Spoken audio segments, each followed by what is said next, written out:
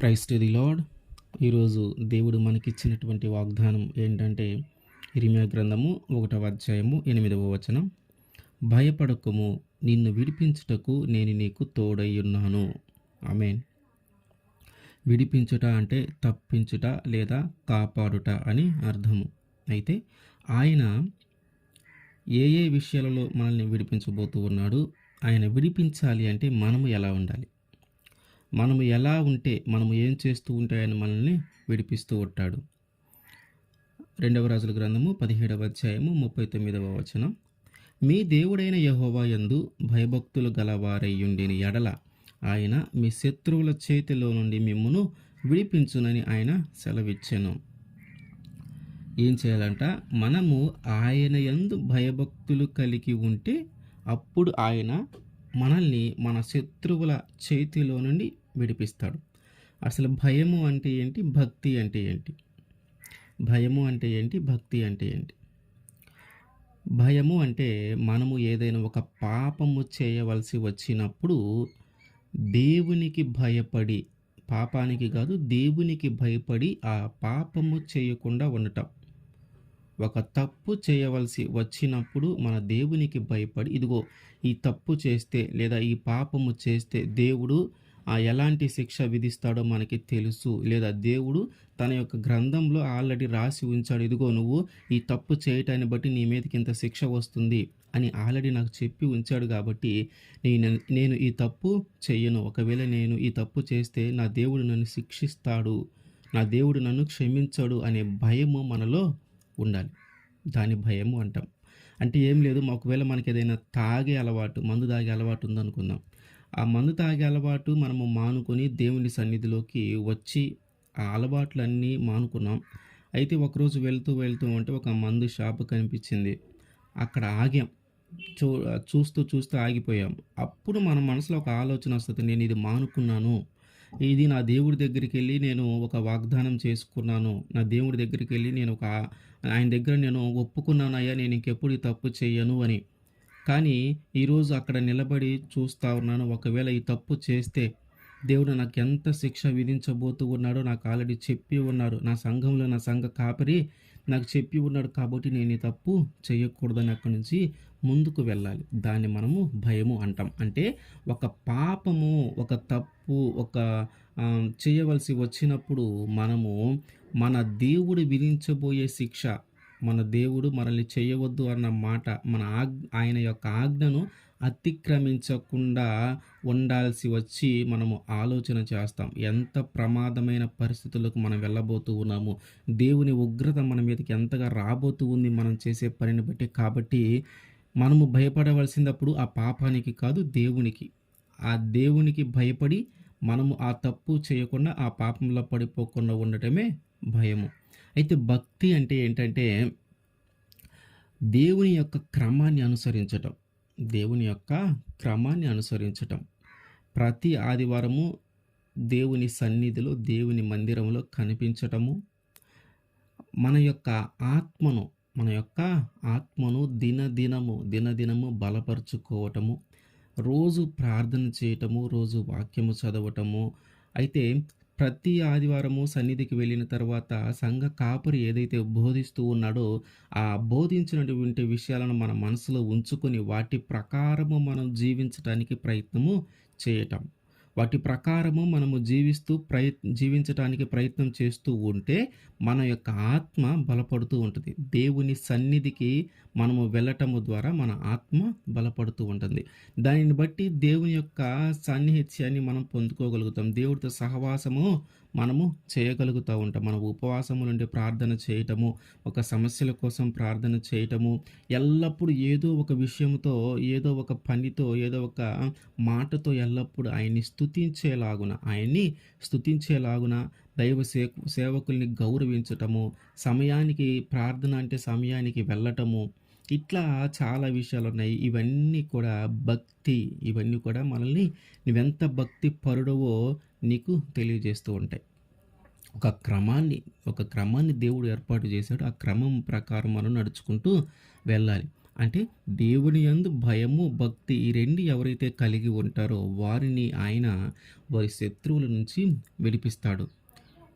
ఇర్మీయా గ్రంథము 1:19 అంటాడు, వారు నీతో యుద్ధము చేతురు గాని నిన్ను విడిపించుటకు నేను నీకు తోడయ్యున్నందున వారు నీ పైన జయము పొందజాలరు. ఇదే యెహోవా వాక్కు. మన శత్రువులు మన మీద ఎంతగా యుద్ధము చేయాలని ప్రయత్నము చేసినా, మన శత్రువులు మన మీద ఎంతగా మనల్ని జయించాలని ప్రయత్నం చేసినా కూడా వాళ్ళు మన మీద జయించలేరు. ఎందుకంటే ఆయన మనకి తోడుగా ఉంటున్నాడు. ఆయనే మన తరపున యుద్ధము చేస్తాడు. దేవుడు చెప్తాడు కదా, యుద్ధము యెహోవాదే. నువ్వు చూస్తూ ఉండు, యుద్ధము యెహోవానే చేస్తాడు. ఆయనే మన తరపున యుద్ధము చేస్తాడు. కాబట్టి ఒక శత్రువు నుంచి మనము తప్పించబడాలి అంటే, ఒక ఒక శత్రువు మన మీద దాడి చేయవలసిన పరిస్థితి, యుద్ధము చేయవలసిన పరిస్థితి మన మీదకి వచ్చినప్పుడు మనము దాని నుంచి తప్పించబడాలంటే ఆయన యందు మనము భయభక్తులు కలిగి ఉండాల. మరి దావీదు కూడా ఆయన యందు ఎంతో భయము, ఎంతో భక్తి కలిగి ఉన్నాడు. దావీదుని దేవుడు ఎంత గొప్పగా మలుచుకుంటూ వెళ్ళిపోయాడంటే, అంత స్థితిలోకి దేవుడు తీసుకొని వెళ్ళాడు. అయితే దావీదు చేసిన ప్రతి యుద్ధంలో దేవుడు ఎల్లప్పుడూ ఆయనకి తోడుగానే ఉన్నాడు. 1 సమూయేలు 17:37 సింహము యొక్క బలము నుండియు ఎలుకబంటి యొక్క బలము నుండియు నన్ను రక్షించిన యెహోవా ఈ ఫిలిష్తీయుని చేతిలో నుండి కూడాను నన్ను విడిపించుననియు చెప్పాను. అందుకు సౌలు, పొమ్ము, యెహోవా నీకు తోడుగా ఉండును గాక అని దావీదుతో అనెను. దావీదు తన తన కుటుంబంలో దావీదు అందరికంటే చిన్నవాడు. అయితే ఆ ప్రాంతంలో నివసించేటటువంటి ఇజ్రాయేలీలందరి మీదకి ఒక ఫిలిష్తీయులు యుద్ధానికి వస్తారు. అందులో ఒక ఆజానుబాహుడు ఉంటాడు. ఆజానుబాహుడు కంటే కూడా ఎక్కువ వ్యక్తి గొలియాతు. ఆయన ఫిలిష్తీయుల తరపున వచ్చి ఇజ్రాయేలీలను చంపటానికి వచ్చాడు. అయితే ఇజ్రాయేలీలు ఒక పక్క, ఫిలిష్తీయులు ఒక పక్క ఉన్నారు. ఎవరు యుద్ధం చేసుకోవట్లా. యుద్ధం కోసము సన్నద్ధమై ఉన్నారు కానీ యుద్ధము ప్రారంభం కాల.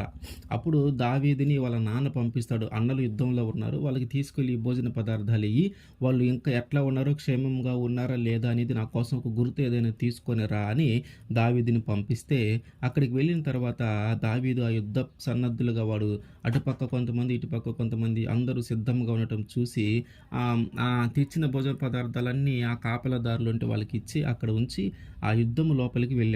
యుద్ధం లోపలికి వెళ్ళగానే అక్కడ వాళ్ళతో మాట్లాడుతూ ఉండగా అప్పుడు వస్తాడు ఆ ఫిలిష్తీయుల్లోంచి గొల్యాతు బయటకు వచ్చి, ఇదిగో మేము అందరము చంపుకోవటం కాదు, ఇదిగో ఫిలిష్తీయుల తరపున నేను ఒకరిని ముందుకు వచ్చాను కాబట్టి ఇదిగో ఇజ్రాయేల్ తరపున మీరు కూడా ఒకరు ముందుకు రండి.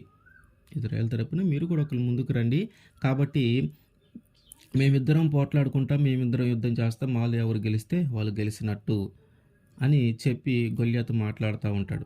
ఆ తర్వాత అంతలోకే దావీదు ఏం చేస్తాడంటే అక్కడ ఉన్న వాళ్ళతో మాట్లాడుతూ ఉంటాడు. వీడేంటి ఇట్లా మాట్లాడుతూ ఉన్నాడు, వీడిని చంపితే రాజు ఏం బహుమానం ఇస్తాడు అని ఇట్లా అడుగుతూ ఉంటాడు. ఈ విషయము వాళ్ళ అన్నకు తెలుస్తుంది. ఏంది నువ్వు ఇట్లా అడుగుతూ ఉన్నావు, ఎందుకు నీకు యుద్ధంతో, నీ చిన్నోడివి, నువ్వు ఎక్కడి నుంచి వెళ్ళిపో అని వాళ్ళ పెద్దన్న అంటే, మళ్ళీ అక్కడి నుంచి వెళ్ళిపోయి ఇంకొకరి దగ్గరికి వచ్చి మళ్ళీ అదే విషయం అడుగుతూ ఉంటాడు. ఒక పక్క గొల్యాతేమో ఆ దేవుణ్ణి దూషిస్తూ ఉంటాడు. మీరు నమ్ముకున్న దేవుడు గొప్పవాడేం కాదు, మీరు నమ్ముకున్న దేవుడు నా నుంచి మిమ్మల్ని కాపాడలేడు, అది ఇదని కొంచెం ఎక్కువగా మాట్లాడుతూ ఉంటాడు. అదంతా విని దావీదుకి భలే కోపం వస్తూ ఉంటుంది, రోషం వస్తూ ఉంటుంది. ఈ సున్నతి లేనటువంటి ఫిలిష్తీయుడు మన దేవుని ఎంతగా అవమానపరుస్తుంటే మీరందరూ ఏంటి సైలెంట్గా ఉన్నారు, నేను వెళ్ళి వాడిని చంపేస్తాను అని అంటాడు. ఆ విషయం అట్లా సౌలు దగ్గరికి వెళ్తుంది. సౌలు ఎవరు?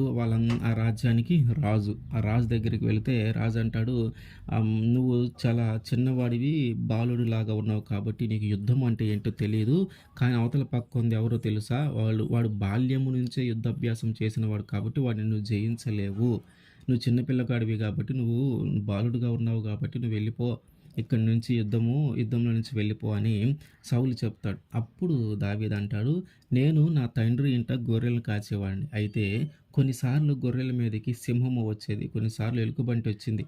అయితే నేనేం చేశానంటే వాటికి భయపడలా. ఆ సింహము నోటన నా గొర్రెపిల్ల ఉన్నప్పుడు నేను దాన్ని పరిగెత్తుకొని పోయి దాన్ని ఎదిరించి దాని నోట నుంచి నా గొర్రెపిల్లను కాపాడుకొని దాని దవడను పట్టుకొని ఆ సింహాన్ని నేను చీల్చివేశాను. ఎలుకబంటిని కూడా నేను అంతే చంపేశాను.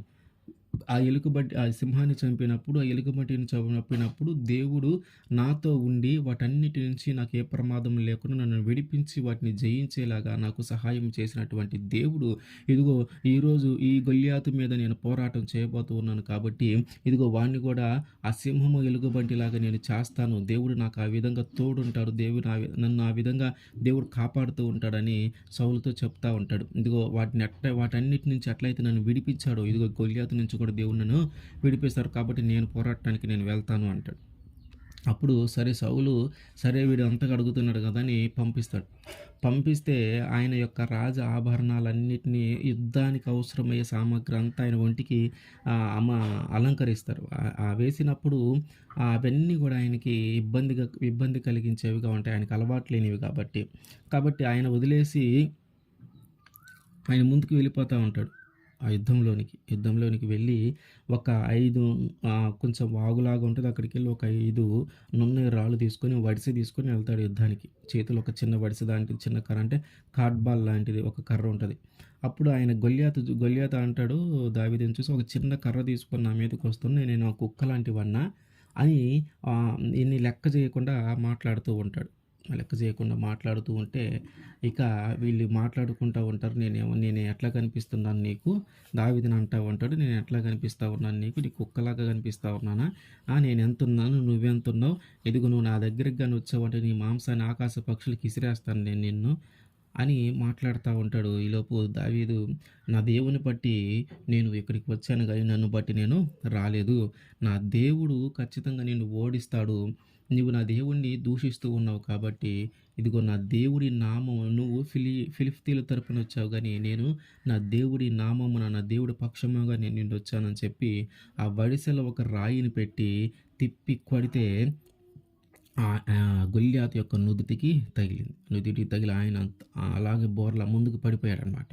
ఆ ముందుకు పడిపోయినప్పుడు ఇంకా దావీదు వెళ్ళి ఆయన కత్తి తీసుకొని, ఎవరి కత్తి అంటే గొల్యాతు కత్తి తీసుకొని ఆయన తల నరికి ఛేదించి దాన్ని తీసుకొని వస్తాడు. ఆ సంఘటన జరగగానే ఫిలిష్తీయులందరూ ఎటోళ్ళందరూ అటు వెళ్ళిపోతారు.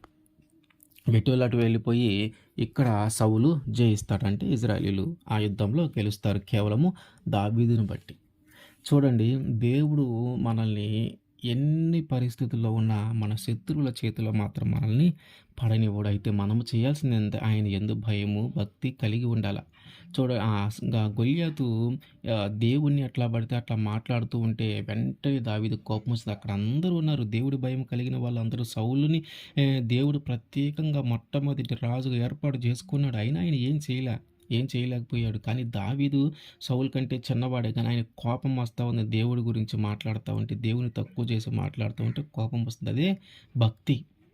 అది భక్తి. దేవుణ్ణి ఎవరైనా ఏదైనా అంటే మనము ఊరుకోలేం. మన దేవుణ్ణి తక్కువ చేసి మాట్లాడితే మనం ఊరుకోలేం. అది కూడా భక్తే.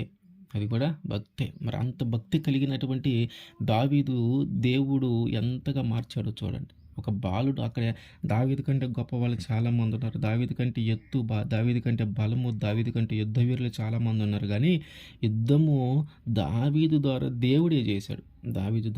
దేవుడే చేశాడు. ఎందుకంటే నేను ఎంత శక్తిమంతుడునో, నేను ఎంత తోడుగా ఉంటానో, నేను ఉంటే మీరు భయపడవలసిన అవసరము లేదు.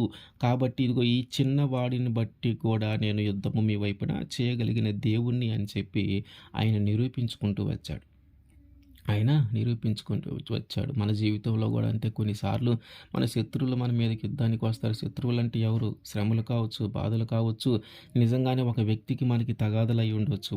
అయితే ఇవన్నీ మన జీవితానికి వచ్చినప్పుడు దేవుడు మనల్ని వదిలిపెట్టి పోడు. ఆయన ఎల్లప్పుడూ మనకు తోడుగానే ఉంటాడు. మనము భయపడవలసిన అవసరం లేదు. ఆయన ఎల్లప్పుడూ మనకి తోడుగానే ఉంటాడు. ఆ శత్రువుని జయించటానికి నువ్వు చేయవలసిందంతా నువ్వు చేయవలసిందంటే ఏంటి? వాడి మీద ఒక ప్రణాళికనో, ప్లాన్లు గీసి అట్లా చేయాలి, ఇట్లా చేయాలని ఇది కాదు నువ్వు చేయాల్సింది. ఏంటంటే ఆయన మీద ఆధారపడటం.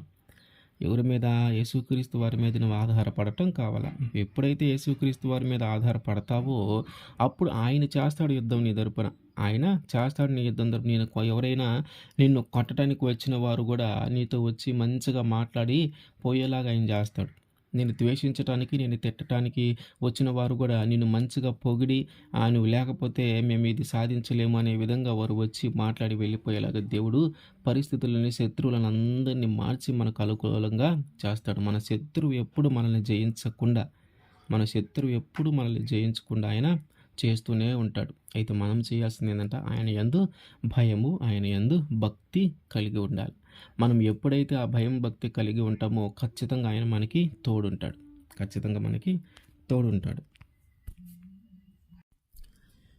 కీర్తనల గ్రంథము 34వ అధ్యాయము 17వ వచనం. కీర్తనల గ్రంథము 34వ కీర్తన 17వ వచనం. నీతిమంతులు మొర్రపెట్టగా యెహోవా ఆలకించును, వారి శ్రమలన్నిటిలోను వారిని విడిపించును. నీతిమంతులను ఆయన ఖచ్చితంగా విడిపిస్తాడు. వారు ఎప్పుడైతే మొరపెడతారో అప్పుడు ఆయన ఆలకిస్తాడంట. వారికి ఉన్నటువంటి ఆ శ్రమల నుంచి ఆయన వారికి విడిపిస్తాడంట. ఇక్కడ మనం గమనించాల్సింది ఏంటంటే, నీతిమంతులకి కూడా శ్రమలు వస్తాయా? ఖచ్చితంగా నీతిమంతులకు కూడా శ్రమలు వస్తాయి. మనము నీతిగానే బ్రతుకుతూ ఉన్నాం కదా, మనం యథార్థంగానే బ్రతుకుతూ ఉన్నాం కదా, మనం ఎవరిని మోసం చేయట్లేదు కదా, మనం ఎవరి దగ్గర లాక్కోవట్లేదు కదా, మనం ఎవరిని బెదిరించి బ్రతకట్లేదు కదా, ఒకరి సొమ్మును ఆశించి మనం బ్రతకట్లేదు కదా, మన కష్టం మీద మనం పడుతూ ఉన్నాం, మన బాధలేదో మనం పడుతూ ఉన్నాం. ఎవరికి మనం ఏ హాని చేయకుండా, ఎవరిని ఏ మోసం చేయకుండా నీతిగా నిజాయితీగా మనము బ్రతుకుతూ ఉన్నప్పుడు మనకి కూడా శ్రమలు రావటం ఏంటి? దేవుడు అదేగా చెప్తాడు, నీతిమంతుడు మొరపెట్టగా ఆలకిస్తాను, అతను ఉన్నటువంటి ఆ శ్రమలలో నుంచి అతన్ని విడిపిస్తాను. సాధారణంగా నీతిగా జీవిస్తే ఇంక మనకి శ్రమలు రాకుండా ఉండాలి.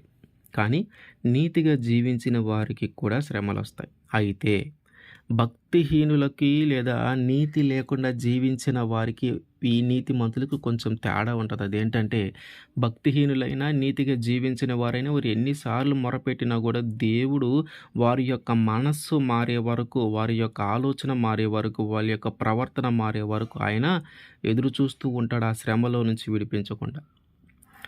నిజంగా వీళ్ళు మారారు, వీరు మనస్ఫూర్తిగానే అడుగుతూ ఉన్నారు, వీళ్ళలో పశ్చాత్తాపం కనపడుతుంది అని ఆయనకి అనిపించినప్పుడు, ఆ నమ్మకము కలిగినప్పుడు ఆయన వారిని శ్రమల నుంచి విడిపిస్తాడు. అయితే నీతిమంతుడి కోసం అంత సమయం ఎదురు చూడడు. వెంటనే ఆయన నీతిమంతుడు అడగగానే వెంటనే ఆ శ్రమల్లో నుంచి ఆయన వారిని విడిపిస్తాడు. మరి శ్రమలు ఎందుకు వస్తున్నాయి అంటే, అవి కొన్నిసార్లు పరీక్షలుగా ఉంటాయి.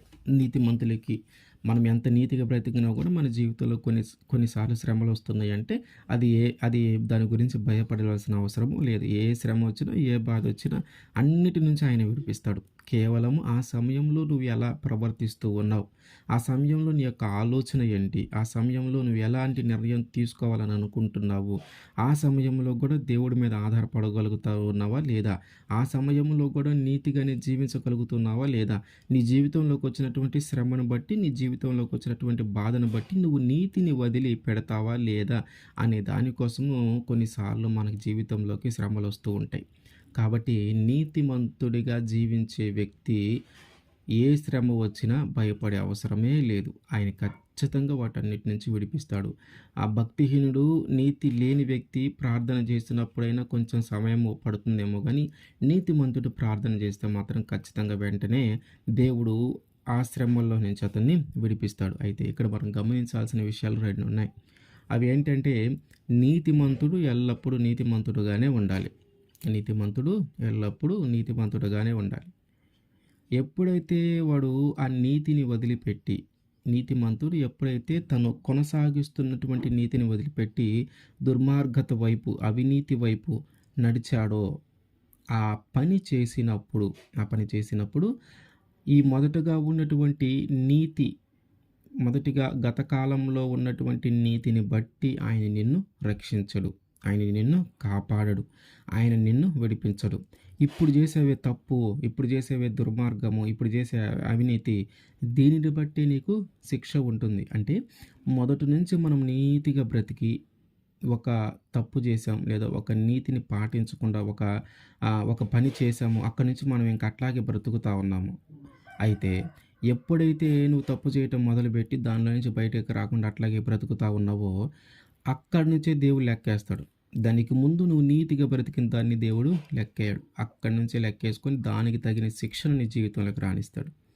అయితే ఇంకొక రెండో విషయం ఏంటంటే, ఎవరైనా దుర్మార్గంగా, అవినీతిగా, పాపంలో పడి బ్రతికే వాళ్ళు ఉన్నారో, వారు ఆ పాపంలోనే బ్రతుకుతా ఏదైనా ఒక సందర్భంలో వారి యొక్క జీవితాన్ని వారు మార్చుకున్నప్పుడు, దేవుడు వారితో మాట్లాడినప్పుడు గానీ, వాక్యం వారి చెవిలో పడినప్పుడు గానీ, ఆ ఒక బాధను బట్టి, ఒక శ్రమను బట్టి వారికి దేవుడు ప్రార్థన చేసి దాని నుంచి వారికి ఒక చిన్న ఉపశమనం కలిగితే, ఒక నమ్మకం కలిగి, అప్పటి నుంచి వారు గానీ వారి ప్రవర్తన మార్చుకొని మంచిగా జీవించటం మొదలుపెడితే, ఇదిగో గత కాలంలో ఉన్న పాపమంతా తొలగిపోయి, ఇప్పుడు ఎప్పుడైతే ఏ రోజు నుంచైతే నువ్వు మంచిగా జీవిస్తూ ఉన్నావో, ఆ రోజు నుంచే దేవుడు నిన్ను లెక్కేసుకొని, ఆ రోజు నుంచి చేసినటువంటి మంచిని బట్టి నీ జీవితంలోకి ఆ కార్యాలను, మంచి ఆశీర్వాదాలను దేవుడు ఇస్తాడు. ఈ 2 విషయాలు మనము గమనించాలి. కాబట్టి నీతిగా మనము జీవించేటప్పుడు దేవుడు ఖచ్చితంగా ఆలకిస్తాడు. కాబట్టి మనం చనిపోయే వరకు కొనసాగించాలి. అందుకని దేవుడు అంటాడు, ఆహ్, చన చనిపోయే వరకు మనం ఎప్పుడైతే నమ్మకంగా ఉంటామో, మరణము వరకు ఎవరైతే నమ్మకంగా ఉంటారో వారికి నీతి కిరీటము ఇవ్వబడుతూ ఉంది. మరణము వరకు నమ్మకంగా ఉన్న వారికి నీతి కిరీటం ఇవ్వబడుతుంది. నువ్వు మధ్యలో శ్రమలొచ్చినాయి, మధ్యలో బాధలొచ్చినాయి, ఈ పరిస్థితి నుంచి బయటపడాలంటే ఖచ్చితంగా నేను ఒక తప్పు చేయాల్సిందే. ఈ పరిస్థితి నుంచి నేను బయటపడాలంటే ఖచ్చితంగా నేను అబద్ధం ఆడాల్సిందే. ఈ పరిస్థితి నుంచి నేను బయటపడాలంటే నేను ఖచ్చితంగా పాపము చేయాల్సిందే. నేను చేసినా చేయకపోయినా నేను చేశానని అనుకుంటారు. ఈ తప్పు నేను చేసినా చేయకపోయినా ఖచ్చితంగా నేను చేశానని అనుకుంటారని తప్పు చేసేవారు కూడా చాలామంది ఉంటారు. కాబట్టి మనుషులు ఎవరో ఏదో అనుకుంటున్నారని నువ్వు ఆలోచించవలసిన అవసరమే లేదు. దేవుడు చూస్తాడు నిన్ను. దేవుడు చూస్తాడు. ఇదిగో ఈ తప్పు నువ్వు చేసావా లేదని దేవుడికి తెలుస్తుంది, నీకు తెలుస్తుంది. మధ్యలో వాళ్ళ గురించి నీకు అనవసరము. మధ్యలో వాళ్ళు ఉంటారు, రేపు ఉండరు.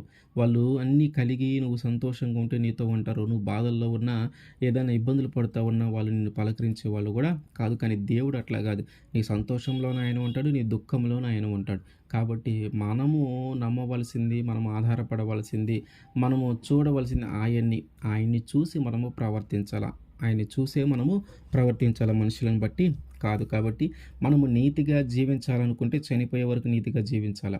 ఒకవేళ మనం పాపంలో ఉంటే, ఇదిగో మన తప్పును మనం తెలుసుకొని మనం కానీ నీతిగా జీవించడం మొదలు పెడితే ఖచ్చితంగా ఆయన మన తప్పులని క్షమించి ఆ నీతిగా జీవించిన రోజు నుంచి లెక్కేసుకొని నీ జీవితంలో కూడా ఒక మంచి ఆశీర్వాదాలను దేవుడు తీసుకొని వస్తాడు. ద్వితీయోపదేశకాండము 28వ అధ్యాయము 14వ వచనం. నీ దేవుడైన యెహోవా నిన్ను విడిపించుటకును నీ శత్రువులను నీకు అప్పగించుటకును నీ పాలెములో సంచరించుచుండును గనుక ఆయన నీలో అసహ్యమైన దేనినైనను చూచి నిన్ను విడవకుండునట్లు నీ పాలెమును పరిశుద్ధముగా ఉండవలెను. ఏంటంట, పాలెము అంటే మనము నివసిస్తున్నటువంటి ఒక చిన్న ప్రాంతము, ఒక చిన్న పల్లె, ఎక్కువగా ఒక యుద్ధము చేయగలిగిన ప్రజలు లేదా కొంతమంది నివసించేటటువంటి ప్రాంతము. మనము నివసించే ప్రాంతం అనుకోండి. మనము నివసించే ప్రాంతములో దేవుడు శత్రువులను మన చేతికి అప్పగించటానికి ఆయన మనము యోగ్యమా కాదా, ఈ శత్రువులను వాళ్ళ చేతికి అప్పగించటానికి వారు యోగ్యులా కాదా, వీరు నా మీద నమ్మకం కలిగిన వ్యక్తులా కాదా, వీరిలో ఏదైనా పాపం ఉందా, వీరిలో అసహ్యమైన ఏదైనా కనిపిస్తుందా అని మన మధ్య సంచరిస్తూ ఉంటాడంట. ఆయన ఎప్పుడైతే మన మధ్య సంచరిస్తూ ఉన్నాడో ఆ సమయంలో మనలో ఏ పాపము కనిపించకూడదు. అంటే అసహ్యమైనది ఏదియు కనిపించకూడదంట. అసహ్యమైనది అంటే ఆయనకి ఇష్టము లేనిది, ఆయన చిత్తము కానిది ఆయన చిత్తము కానిది, ఆయనకి ఇష్టము లేనిది మన యొక్క జీవితాలలో కనిపించకూడదు. అంటే మన ఒక్కరిలో గాదు, ఆ పాలెంలో ఎంతమంది అయితే నివసిస్తూ ఉన్నారో అంతమందిలో, ఆ పాలెంలో ఎంతమందైతే ఉన్నారో అంతమందిలో ఉండేదాన్ని, అంతమందిలో గూడా ఏ పాపము, ఏ దోషము కనిపించకూడదు. అందరూ మంచిగానే ఉండాలి. అందరూ పవిత్రంగానే ఉండాలి. అందరూ పరిశుద్ధంగానే ఉండాల. ఆయన చిత్తానుసారంగానే అందరూ జీవించాలా. ఆయన ఇష్టానుసారంగానే అందరూ జీవించాలా. ఆయన ఆజ్ఞలు అందరూ పాటించాలా. ఆయన ఏ విధంగా అయితే జీవించమంటున్నాడో ఆ విధంగా జీవించాలా. యుద్ధం జరిగేటప్పుడు ఆయన ఏదైతే చేయమంటున్నాడో అదంతా చేస్తూ పోవాలా. ముందు ఏం జరుగుతుందో మనకు తెలియదు కాబట్టి ఆయన ఎటు జరగమంటే అటు జరగాలి. ఎటు తిరగమంటే అటు తిరగాలి. ఏం మాట్లాడమంటే అది మాట్లాడాలి. అది ఎప్పుడైతే మనం చేసుకుంటా పోతామో అప్పుడు ఆయన ఓకే. వీళ్ళందరూ కరెక్ట్‌గానే ఉన్నారు. వీళ్ళలో నాకు తేడాగా ఏమి అనిపించట్లేదు. వీళ్ళందరూ నిజాయితీగానే ఉన్నారు. వీళ్ళందరూ ఏ పాపము చేయకుండా ఉన్నారు. వీళ్ళందరూ నాకు ఇష్టంగానే జీవిస్తూ ఉన్నారు. కాబట్టి వీరికి వారి శత్రువులను నేను అప్పగిస్తాను. చూడండి, మన శత్రువులను మనము జయించవలసి వచ్చినప్పుడు దేవుడు ముందు మన మధ్యలో, మన యొక్క ఈ దండు మధ్యలో లేదా మనం నివసించే ప్రాంతంలో ఆయన తిరుగుతా ఉన్నాడు.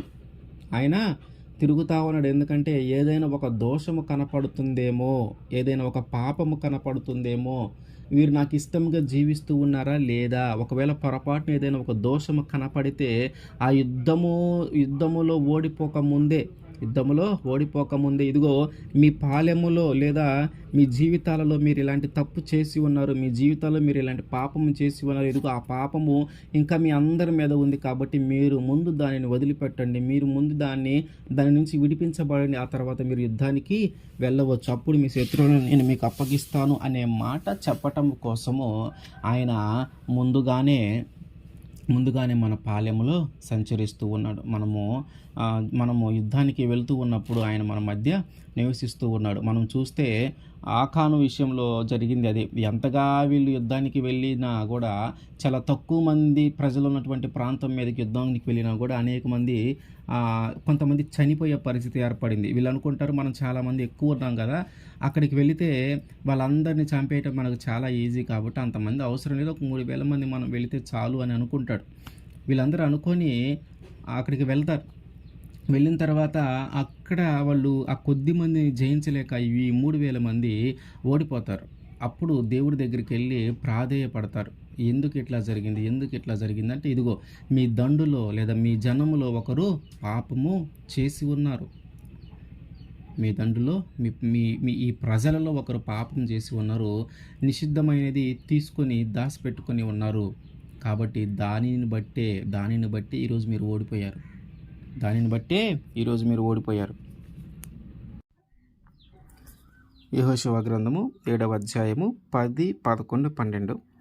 యెహోవా యెహోషువతో ఇట్లనెను, లెమ్ము, నీవేళ ఇక్కడ ముఖము నేల మోపుకొందువు. ఇజ్రాయేలీలు పాపము చేసి ఉన్నారు. నేను వారితో చేసిన నిబంధనను వారు మీరి ఉన్నారు. శపితమైన దానిని కొంత తీసుకొని దొంగిలి బొంకి తమ సామానులో దాచి ఉంచుకొని ఉన్నారు. కాబట్టి ఇజ్రాయేలీలు శాపగ్రస్తులై తమ శత్రువుల ఎదుట నిలవలేక తమ శత్రువుల ఎదుట వెనుకకు తిరిగిరి. శాపగ్రస్తులైన వారు మీ మధ్య నుండకుండా మీరు వారిని నిర్మూలము చేసితేనే తప్ప నేను మీకు తోడై ఉండను. యెహోషువ ఇజ్రాయేలీల్ని నడిపిస్తూ ఉన్నప్పుడు, ఇజ్రాయేల్ నాయకుడిగా ఉండి వారిని నడిపిస్తూ ఉన్నప్పుడు ఒక యెరికో పట్టణాన్ని జయించే సమయంలో దేవుడు ఏం చేస్తాడంటే యెరికో పట్టణాన్ని అంతా శపిస్తాడు. యెరికో పట్టణం యొక్క ప్రాకారం చుట్టూ ఒక 7 రోజులు అట్లా తిప్పి ఆ తర్వాత వాళ్ళకి విజయాన్ని ఇస్తాడు. అయితే దేవుడు ఏం చెప్తాడంటే, ఆ యెరికో పట్టణాన్నంతా నేను శపించాను కాబట్టి అందులో ఉన్న దానిని ఏది కూడా మీరు తీసుకోవద్దు అని చెప్తారు. కానీ ఆకాను తీసుకుంటాడు. అది యెహోషువ 6వ అధ్యాయము 18లో ఉంటుంది. శపింపబడిన దానిలో కొంచెమైనను మీరు తీసుకొనిన యెడల మీరు శాపగ్రస్తులై ఇజ్రాయేలు పాలెమునకు శాపము తెప్పించి దానికి బాధ కలుగజేయుదురు గనుక శపింపబడిన దానిని మీరు ముట్టకూడదు. దేవుడు ఆ శపించిన దానిని తీసుకోవద్దు అని చెప్తే ఈ ఆకాన్ ఏం చేస్తాడంటే అందులో ఉన్నటువంటి కొన్నిటిని ఆశించి తీసుకొని వచ్చి తన డేరాలో భూమిలో దాచిపెడతారన్నమాట. ఈ డేరా భూమిలో దాచిపెట్టినప్పుడు ఆయన ఎవరికి ఆ విషయం చెప్పడు. ఎవరికి ఆ విషయం చెప్పక వీళ్ళేం చేస్తారంటే, యెరికో తర్వాత హాయి అనే పట్టణాన్ని జయించడానికి వెళ్ళాలి. ఆ హాయి అనే పట్టణాన్ని జయించటం కోసం యెహోషువ ఏం చేస్తాడంటే, ఒక ఇద్దరు మనుషుల్ని పంపిస్తాడు. అక్కడికి వెళ్లి ఆ పట్టణం ఎలా ఉంది? ఆ పరిస్థితులేంటి? ఎంతమంది జనమున్నారు? వాళ్ళు యుద్ధ సన్నద్ధులా? వాళ్ళ దగ్గరున్న సామాగ్రులేంటి? ఇట్లాంటియన్నీ వేగు చూసి తెలుసుకొని రమ్మని పంపిస్తే, వారు హాయిని వేగు చూసి తిరిగి వచ్చినప్పుడు వారు మాట్లాడుతూ ఉంటారు. హాయి అనేది చాలా చిన్న పట్టణము. దాన్ని జయించటానికి మనం చాలా ఎక్కువ మంది ఉన్నాం కాబట్టి ఇంతమంది అవసరం లేదు. ఒక 2-ఒక 3,000 మంది వెళ్తే సరిపోతుంది అని యెహోషువకి చెప్తే, అప్పుడు యెహోషువ ఒక 3,000 మందిని హాయి అనే పట్టణానికి పంపిస్తాడు దాన్ని జయించటానికి. అయితే అక్కడ ఉన్నటువంటి ఆ ప్రజలు ఈ 3,000 మందిని తరిమివేసి ఒక 36 మందిని చంపేస్తారు. చంపేసినప్పుడు వాళ్ళు తిరిగి తప్పించుకొని యెహోషువ దగ్గరికి వచ్చి, "మేము వారిని జయించలేకపోయాము" అని చెప్తే, అప్పుడు ఆహ్, దేవుని యెహోషువ దేవుడికి మొరపెడతాడు. మోకాళ్ళ మీద కూర్చొని నేల మొఖ మొఖము నేలకి తగిలేలాగా పెట్టి దేవుడి దగ్గర మొరపెడతా ఉంటాడు. "అయ్యో! దేవుడా, మేము ఇంత చిన్న పట్టణాన్ని జయించలేకపోయాము. ఏంటి? ఏమైంది? ఏం కారణం ఏంటి? మేమెందుకు జయించలేకపోయామని" దేవుడి దగ్గర ప్రాధేయపడి చాలా ఎక్కువ సమయము ఆయన ముఖం అట్లాగే భూమికి ఆనించి దేవునికి ప్రాధేయపడతా ఉంటాడు. అప్పుడు అంటాడు దేవుడు, "నువ్వు ఇక్కడ మొఖము నేలకు మోపుకొని ఎంతసేపు ఉంటావు? అసలు ఏం జరిగిందో విషయము నీకు తెలియలేదు కాబట్టి, ఇదిగో మీ మీ నేను ఆ యెరికో పట్టణాన్ని మీకు అప్పగించినప్పుడు దాన్ని మొత్తాన్ని నేను శపించానైతే, ఆ శపించిన దాంట్లో మీరు ఎవరు ఏమి తీసుకోవద్దని చెప్తే, ఇదిగో నీ ప్రజలలో కొంతమంది, నీ ప్రజల్లో ఉన్న కొంతమందిలో ఒకరు శపించిన దానిలో కొంత తీసుకొని వచ్చారు. కాబట్టి వారు ఎవరో గమనించి, వారు ఎవరో తెలుసుకొని తెలుసుకొని ఆ వ్యక్తిని చంపేసి, దానికి సంబంధించిందంతా ఆ శాపము మీ మీద లేకుండా, ఆ పాపము మీ మీద లేకుండా ఉండినప్పుడు మీరు వారిని జయిస్తారు. అప్పటిదాకా జయించరంటే, అప్పుడు యెహోషువ ఏం చేస్తాడంటే, వాళ్ళందరిని పిలిపించి ఒకరి తర్వాత ఒకళ్ళని అడుగుతా తెలుసుకుంటా ఉంటే, ఒకరినొకరిని 12 గోత్రాలు నిలబెట్టి ఏ గోత్రానికి ఆ గోత్రం వేరుపరుస్తా ఉంటే, చివరికి ఆకాను దొరుకుతాడు. అప్పుడు ఆకాను దొరికినప్పుడు ఆ ఆకాన్ని వారికి సంబంధించిన వారందరినీ రాళ్ళతో కొట్టి చంపేస్తారు. ఆ తరువాత మళ్ళీ అప్పుడు దేవుడు అంటాడు, "ఇక లే, యుద్ధానికి వెళ్ళు." యెహోషువ 8:1 ఉంటది. "మరియు యెహోవా యెహోషువతో ఇట్లనే, భయపడకము, జడియకము, యుద్ధ సన్నద్ధులైన వారినందరినీ తోడుకొని హాయి మీదికి పొమ్ము. చూడుము, నేను హాయి రాజును, అతని జనులను, అతని పట్టణములను, అతని దేశమును నీ చేతికి అప్పగించుచున్నాను." ఈ మాట ముందు చెప్పలా, ఈ మాట ముందు రాలా. "నువ్వు ధైర్యంగా వెళ్ళు, నేను హాయి పట్టణాన్ని నీ చేతికిస్తాననే" మాట ముందు లేదు. ఎందుకంటే పాపం ఉంది. ఆ ప్రజల్లో పాపం ఉంది. దేవుడు అదే చెప్తున్నాడు, "నీ శత్రువులను నీకు అప్పగించటానికి నేను వచ్చినప్పుడు, నీ శత్రువులను నీకు అప్పగించటానికి నీ ప్రజల మధ్యలోకి నేను వచ్చి సంచరించేటప్పుడు మీలో నాకు ఏ పాపము కనపడకూడదు, ఏ దోషము నాకు కనపడకూడదు, ఏ అసహ్యమైనది నాకు కనపడకూడదు. ఎప్పుడైతే మీలో పాపమో, శాపమో, ఆ దోషము కనపడిందో, ఏదైనా ఒక పాపము చేయటము ద్వారా ప్రజలందరి మీదకి దోషము వచ్చిందో, అప్పుడు మీరు ఈ ప్రాంతాన్ని జయించలేరు. అప్పుడు మీరు ఆ శత్రువులను జయించడం మీ వల్ల అయ్యే పని కాదు. కాబట్టి ఆయన సంచరించేటప్పుడు మనము జాగ్రత్తగా ఉండాలి. మనము అంటే మన ఒక్కరము కాదు.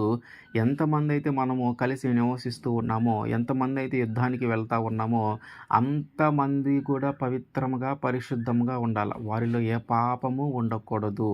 దేవుడు శపించిన దానిని, దేవుడు వద్దన్న దానిని, దేవుని తీసుకొని రావద్దు అన్నదాన్ని మనము తీసుకొని వెళ్ళకూడదు. దేవుడిని పూజించవద్దు అన్నదాన్ని, యుద్ధం గెలవటం కోసం మనం పూజించకూడదు. దేవుడికి ఇష్టం లేని పని ఏది మనము చేయకూడదు. మనం ఆయన మీదే ఆధారపడాలి. ఆయన్నే మనం దేవుడిగా భావించి, ఆయన్నే మనము దేవుడిగా భావించినప్పుడు ఆయన ఖచ్చితంగా మన వైపైన యుద్ధము చేస్తాడు. అయితే ఆయన మన శత్రువును మన చేతికి అప్పగించడానికి వచ్చినప్పుడు, మనల్ని ఒకసారి పరీక్షించడానికి వచ్చినప్పుడు ఖచ్చితంగా మనం అందరము ఆ పరీక్షలో పాస్ అవ్వాలా. ఒకరు కాదు, అందరము పాస్ అవ్వాలి. అప్పుడు ఆయన శత్రువులను మన చేతికి అప్పగించి మనకి జయాన్ని ఇస్తాడు. ప్రకటన గ్రంథము 1:6 మనలను ప్రేమించుచు తన రక్తము వలన మన పాపముల నుండి మనలను విడిపించిన వానికి మహిమయు ప్రభావమును యుగయుగములు కలుగునుగాక.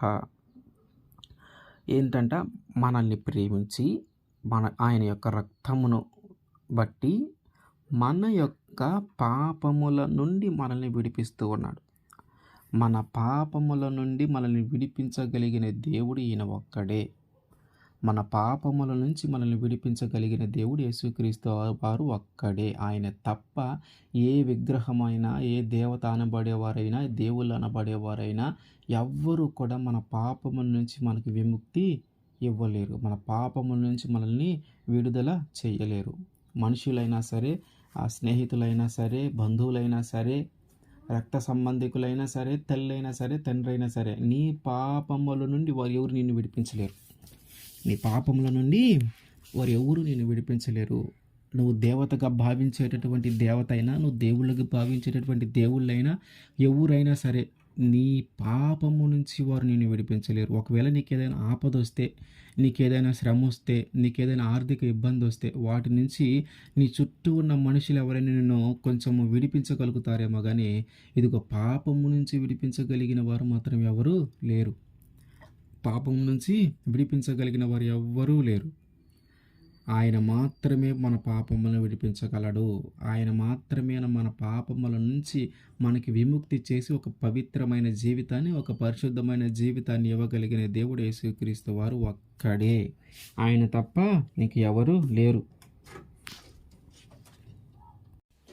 మార్కు సువార్త 2వ అధ్యాయము 10వ వచనం. అయితే పాపములు క్షమించుటకు భూమి మీద మనుష్య కుమారునికి అధికారము కలదని మీరు తెలుసుకొనవలెనని వారితో చెప్పి, పక్షవాయువు గల వాడిని చూచి, నీవు లేచి నీ పరుపెత్తుకొని ఇంటికి పొమ్మని నీతో చెప్పుచున్నాను అనెను.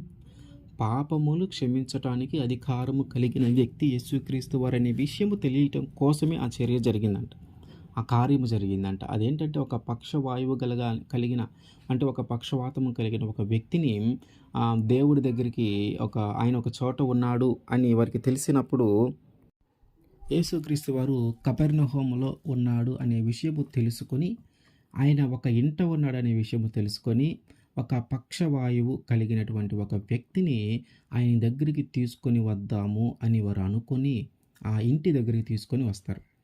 పక్షవాయువు అంటే పక్షవాతము వచ్చినటువంటి ఒక వ్యక్తిని తీసుకొని వస్తారు. ఆ వచ్చినప్పుడు ఏం జరుగుతుందంటే ఆ ఇల్లు నిండా జనమే, ఎక్కడా ఖాళీ లేదు.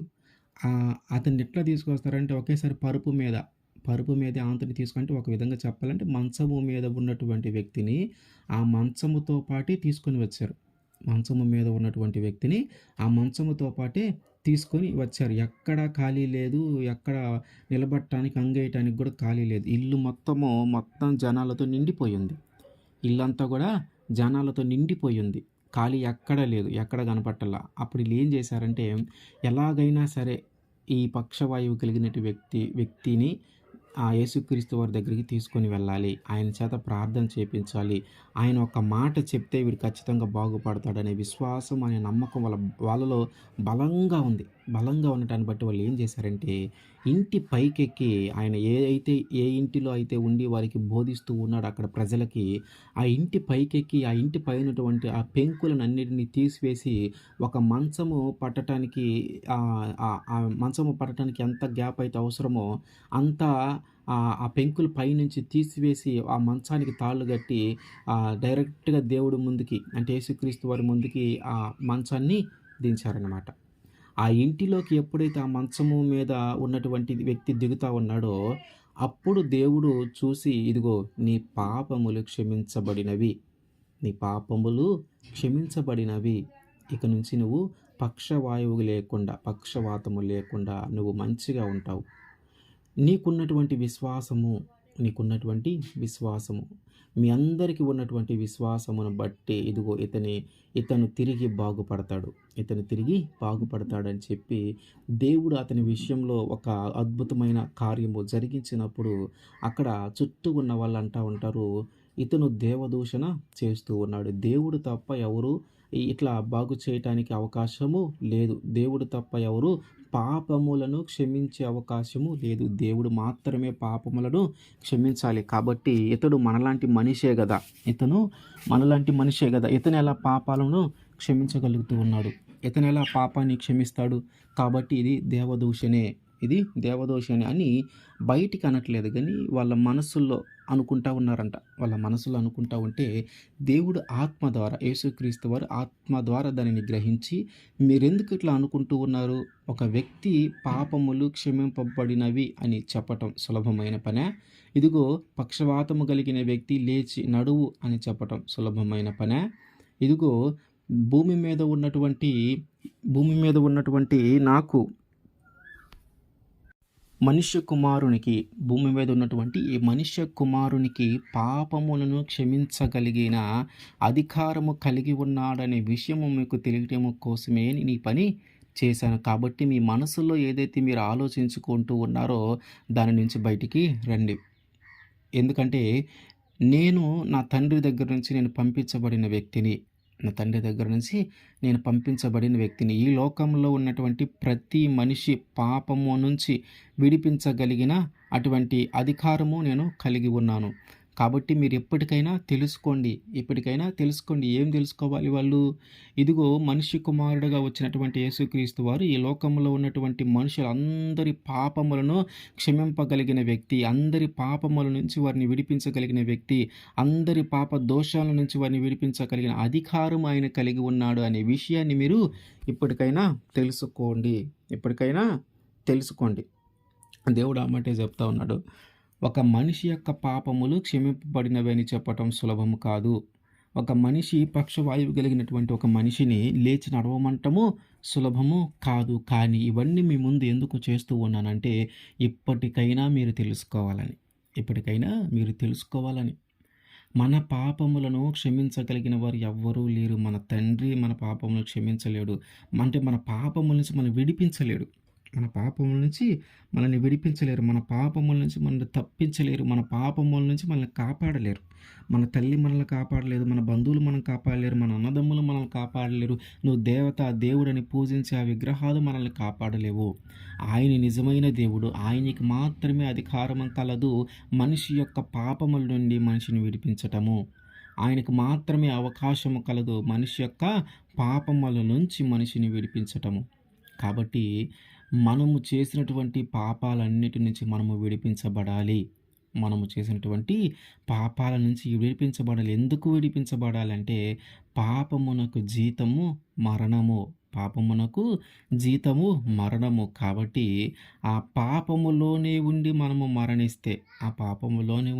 మరిస్తే మనము ఖచ్చితంగా నిత్య నరకానికే వెళతాం. అక్కడ పురుగు ఆగదు, అక్కడ పురుగు చావదు, అగ్ని ఆరదు. అంటే అక్కడ ఇక నీకు శాంతి సమాధానం ఏమి ఉండదు. ఎప్పుడూ ఆ కాలుతా ఉంటుంది అన్నమాట. అగ్నిగుండంలో పడవేయబడదాం మనం కేవలము మనము చేస్తున్నటువంటి పాపాన్ని బట్టి. కాబట్టి పాపము క్షమించగలిగిన వ్యక్తి, పాపము నుంచి విడిపించగలిగిన వ్యక్తి మనకు అందుబాటులోనే ఉన్నారు. పాపము నుంచి విడిపించగలిగినటువంటి వ్యక్తి మనకి దగ్గరలోనే ఉన్నాడు. ఆయనే చెప్తూ ఉన్నాడు, మీరు నాకు ప్రార్థన చేయండి, నేను మిమ్మల్ని పాపం నుంచి విడిపిస్తాను. మీరు నమ్ముకోండి, నేను మిమ్మల్ని పాపం నుంచి విడిపిస్తాను. మీరు నా మీద విశ్వాసం ఉంచండి, నేను మిమ్మల్ని పాపం నుంచి విడిపిస్తాను. మీరు ఎప్పుడైతే నా మీద ఆధారపడతారో నేను మిమ్మల్ని పాపం నుంచి విడిపిస్తాను.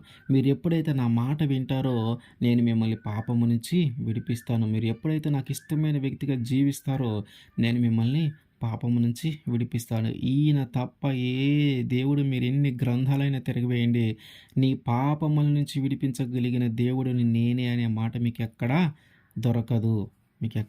ఎన్ని గ్రంథాలైనా తిరగవేయండి, ఎన్ని గ్రంథాలైనా చదవండి, పాపము నుంచి విడిపించగలిగింది నేనే. పాపము నుంచి మనుషులు చేసినటువంటి పాపము నుంచి విడిపించగలిగిన దేవుడిని నేను ఒక్కడేనని చెప్పగలిగే ఏ దేవుడు ఎవరు లేరు, యేసుక్రీస్తు వారు తప్ప. కాబట్టి మనం చేసినటువంటి పాపాలన్నిటిని ఆయన దగ్గరికి వెళ్ళి ఒప్పుకొని ఆ పశ్చాత్తాపడి ఆ పాపము నుంచి మనం విడిపించబడితే మనకి కూడా ఒక పవిత్రమైన జీవితం, ఒక పరిశుద్ధమైన జీవితం దేవుడు మనకి అనుగ్రహిస్తాడు. కాబట్టి మనము భయపడవలసిన పని లేదు. మనల్ని ఆయన విడిపించడానికి ఆయన మనకి తోడుగా ఉన్నాడు. మన శత్రువుల చేతుల నుంచి ఆయన మనం విడిపించగలడు. మన పాపముల నుంచి కూడా ఆయన విడిపించగలడు. పాపం నుంచి విడిపించగలిగింది ఆయన ఒక్కడే. శత్రువుల చేతిలో నుంచి కొన్నిసార్లు ఆ మనుషుల సహాయం అవసరమైతే మనకు జరుగుతా ఉంటాయేమో చిన్న చిన్న విషయాల్లో. కానీ దేవుడు విషయము, పాపము విషయంలో మాత్రము ఎవరి సహాయము అవసరము లేదు. ఎవరు ఏమీ చేయలేరు. ఎవరు ఏమీ చేయలేరు పాపము విషయంలో. మనిషి చేసేటటువంటి పాపమును క్షమించటం దాని నుంచి విడిపించటం ఎవరి వల్ల అయ్యే పని కాదు.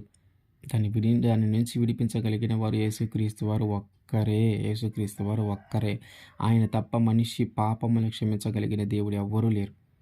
ఆయన చెప్తూ ఉన్నాడు కాబట్టి ఇప్పటికైనా మనం తెలుసుకొని, ఇప్పటికైనా ఆ విషయాలు మనం గ్రహించుకొని, మనం చేస్తున్నటువంటి ఆ పాపములన్నిటినీ మనం వదిలిపెట్టి, ఆ పాపము నుంచి విముక్తి పొందాలి. ఆ పాపము నుంచి విడుదల పొందాలి.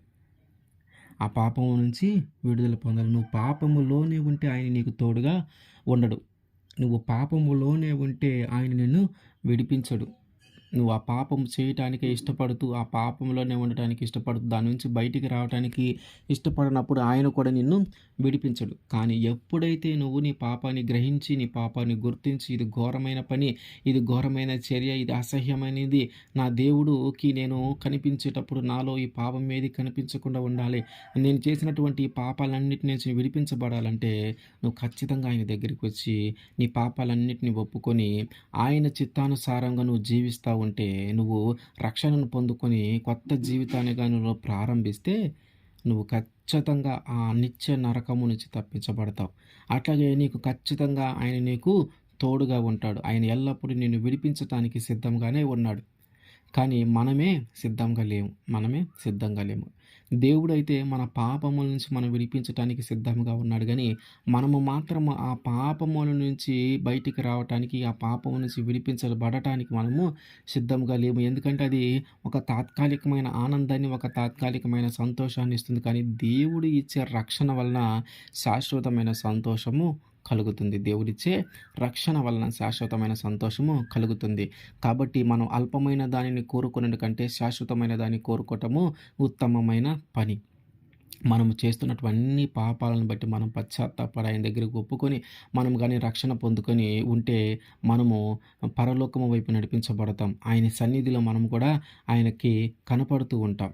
ఆయన సన్నిధిలో, ఆయన పాదముల వద్ద మనము ఉంటాము. కాబట్టి మనకి తోడుగా ఆయన ఉండాలంటే, ఆయన అన్ని పరిస్థితుల నుంచి మనం విడిపించాలంటే ఖచ్చితంగా మనలో ఏ పాపము కనపడకూడదు. కాబట్టి మనం పాపములన్నిటిని ఒప్పుకొని మనము రక్షణ పొందుకున్న రోజు నుంచి, మనం ఒక కొత్త జీవితాన్ని ప్రారంభించిన రోజు నుంచి ఆయన మనకొక పరలోక రాజ్యాన్ని, నిత్య జీవాన్ని మనకి ఆయన ఇవ్వబోతూ ఉన్నాడు. దానిని మనం పొందుకోవడానికి మనము సిద్ధంగా ఉండాలి. కాబట్టి మనం భయపడవలసిన పని లేదు. మనము మంచిగా జీవిస్తూ ఉన్నామంటే ఖచ్చితంగా ఆయన మనకి తోడుగా ఉంటాడు. అన్ని పరిస్థితుల నుంచి ఆయన మనల్ని విడిపిస్తాడు. ఆమేన్.